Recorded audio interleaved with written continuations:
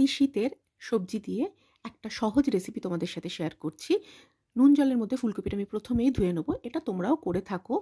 আমি আমার মতো করে তোমাদের দেখাচ্ছি। নিয়েছি আমুলের পনির। পনিরটা আমি ছোট ছোট টুকরো করে নেব। এইরকম ছোট টুকরো করে নিচ্ছি আর পনিরটা হালকা লাল লাল করে ভেজে নেব। তার আগে একটা মশলা রেডি করে নেওয়ার জন্য নিয়ে নিচ্ছি অল্প একটু পোস্ত, কয়েক টুকরো কাজু, কাঁচা লঙ্কা আর টমেটো। প্রথমেই আমি মিক্সিং জারের মধ্যে কাজু আর পোস্তটা শুকনো অবস্থাতেই গুঁড়ো করে নেব। তারপরে তার মধ্যে টমেটো আর অল্প একটু জল দিয়ে এটা আরেকবার মিক্সড করে নিয়ে দিয়ে দিচ্ছি 2 টুকরো পনির।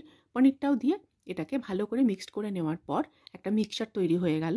এবার পনিরটা ভাজা হয়ে গেছে, সেটা তুলে নিয়ে ওই তেলের মধ্যে দিয়ে দিয়েছি গোটা গরম মশলা, শুকনো লঙ্কার হিং ফোড়ন, দিয়ে দিলাম মিক্সচারটা।